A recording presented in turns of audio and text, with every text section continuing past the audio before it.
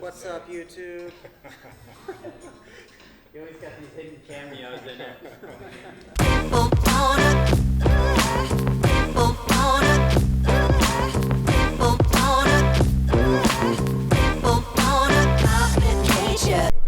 Hey, what's going on, everyone? This is Buzz here with Hang Tight Sessions. And today I got Roman joining us, and we're going to go over how to get the body going on the strength side. I had already mentioned, Roman, that tonight I'm going to a Dungeons and Dragons party, which I've never been to, but my character is Human Barbarian, so I feel like today's my day to do all of this. This is the ritual. It's the ritual. We just got done headbutting each other in the chest as a warm-up. That's what we do. Yeah, that's what we do. When it comes to thinking about like what you want to accomplish in the gym, you want to think about how's this transferring to the specific activity I want to get better at. And so one of the things that I notice about climbing gyms in particular is that there's not a ton of interest in general strength and conditioning as much as there is in actual climbing, which is important. You want to do more task-specific things to get better at climbing. If you want to get better at movement on the wall, you have to be on the wall practicing the movements of that set sport. And then, there are more sort of task-specific strength activities such as the fingerboard or the campus board for power. But the foundation of any good athlete will sort of start in the gym, just like in general strength. And when I say general strength, I mean the body's ability to produce force. So I'm going to walk you guys through a deadlift, an overhead press, and a squat. And then sort of afterwards, I guess we can kind of talk about how you might implement that into your overall routine. Yeah. Keeping in mind that we still have to concentrate on the actual sport itself. So you're not going to lift as much as I do. I'm a power lifter, but you're not going to spend as much time in the gym as I spend in the gym. You're not worried about, building big biceps or how do I the glamour muscles? How do I build up this part of my tricep or this part of my deltoid? We're not worried about that. We're just worried about general force production and power. And we'll talk about that thing today. Right on. All right, let's do it. So, first thing I'm going to show you is the squat. And I know what the retort's going to be here. Roman, I'm a climber. My legs need to be small. I don't want all that weight dragging me down. It's a problem with that kind of thinking. Is you don't just get big legs. That doesn't happen. It doesn't matter if you're in here and you're lifting a lot of weights, your legs are not all of a sudden just going to be these big tankers. Having actually big legs, bigger than you would want them to be. That would be both lifting a lot of weights, more weights than a climber will need to lift, and eating in a calorie surplus, so eating above your calorie baseline. So if you put on a lot of weight and you lift like a power lifter, then you'll get big legs. You'll get big legs. Look at those bad boys. My legs are small. There it is. How does an athlete train? How do we think about being a better athlete? Well, one of the things we're going to think about is power and strength to mass ratio. So how much stronger can you get within your current frame, right? Yeah, makes sense. Stronger athlete's going to be a better athlete, and of course there's going to be diminishing returns. If you're gaining weight, there's going to be diminishing returns on that in terms of your sports performance. But for our purposes, we're just talking about strength. And I'm going to keep bringing this back to climbing. As you get more practice climbing on the wall, you get better at producing force on the wall. So don't worry, you're not going to get big legs. You might get a little tone, all right? Yeah. But none of this is going to have a negative effect on your climbing performance as long as we're not spending too much time in the gym. We're just keeping things sort of in perspective when it comes to that. So when you're doing a squat, you want to think of your foot as a tripod. Right? This is my foot. These are the 3 points. This is my toes. These 3 points right here. We want to keep those 3 points connected to the ground at all times. So you don't want your foot to shift up. You don't want your heel to shift up during the squat. You don't want. 2 ways you can do this. You don't want to I'm just gonna teach the way that everyone knows it because, which is the high bar. Okay. Basically, a high bar squat's just gonna rest high on the deltoids, high on the traps. Sorry, like so.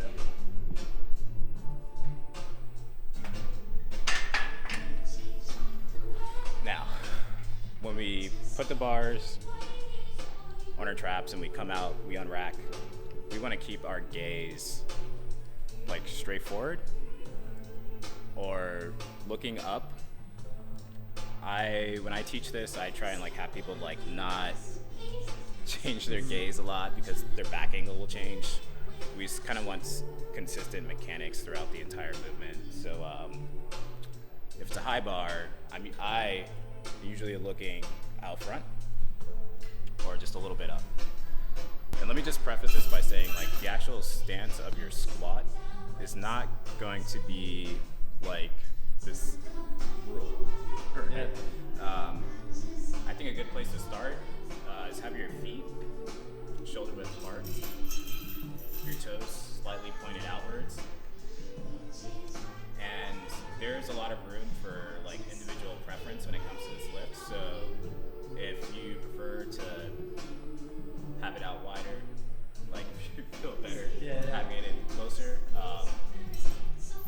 this is something like that the lifter kind of has to figure out themselves. And if they have a coach, the coach would presumably be able to help them figure out what their optimal stance is based on their body proportions. So people with longer legs, or a longer torso, shorter legs, like everything's gonna look differently. So don't think that, you see some guy on YouTube, he's squatting one way and you have to mimic that exact movement pattern. Like everyone's body looks different when they move. Like that's just, there's no need to force people into boxes. Like everyone's got a sort of individual way of moving. Yeah. So now I've come out, my feet are shoulder width apart. First thing I'm gonna do is, I've got a proud chest. I don't wanna come out, have a rounded back. I wanna keep the chest up. And the one thing I'm going to do right now is I'm going to take a deep breath, and they call this intra-abdominal pressure.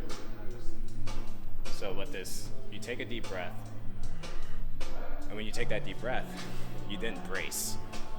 So imagine if I were just getting ready to punch you in the gut. What would you do? You would tense up. I would. So before you tense up, I want you to take in the breath, and then tense up. And then it creates a ton of pressure in your abdominal area. It's going to help to stabilize your torso during the movement. Yeah. Problem is, if you come out and you don't do that, if you just go down without taking the breath, you don't have a lot of tightness when you get down into the hole. And if you don't have tightness, you're not going to be able to produce as much force. And bringing this back to climbing, if you're on the wall and the next move requires you to be tight, and you're not going to produce, it's not going to work out for you. And I think that's probably relatable to a lot of climbers. So I agree. in terms of the grip, here, I'm usually here, but I think there's going to be an individual like preference when it comes to like where their hands are. Some people like to be in a little bit tighter. More importantly, what I would want you guys to focus on is bringing your elbows in and making sure when you come up that they're not flaring up. You want to keep them in and tight by your side. So, lower.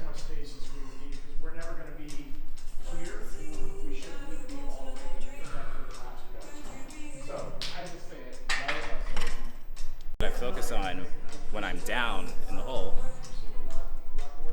and when I'm coming up, I'm going to try and push my knees out. You don't want your knees to cave in as you're coming up. And this is just an efficiency thing. It's not that you're going to get hurt. It's just that if you want a more efficient squat, like you're going to want to shove your knees out and come up. Another way to think about this is like externally rotating So if you see the movement that I'm doing right here, I'm externally rotating my knees outwards. And I'm constantly thinking about, as I'm going down and coming up, keeping my knees out. And having them track over the toes, which is one of the reasons why we have our feet angled, because they're going to track over the toes. Down.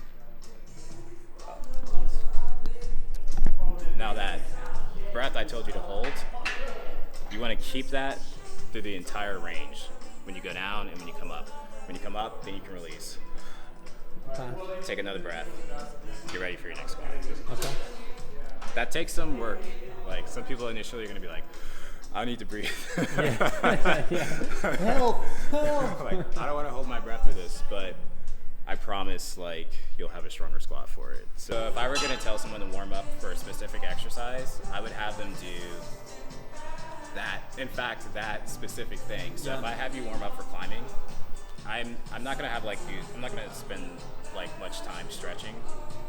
In fact, doing a ton of stretching, just like research to show, like doing a ton of stretching before you do anything like strength related actually hampers your performance.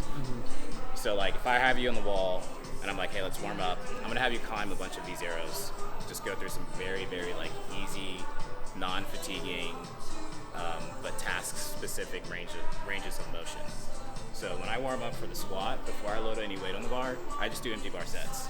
So I'll just do some more right now.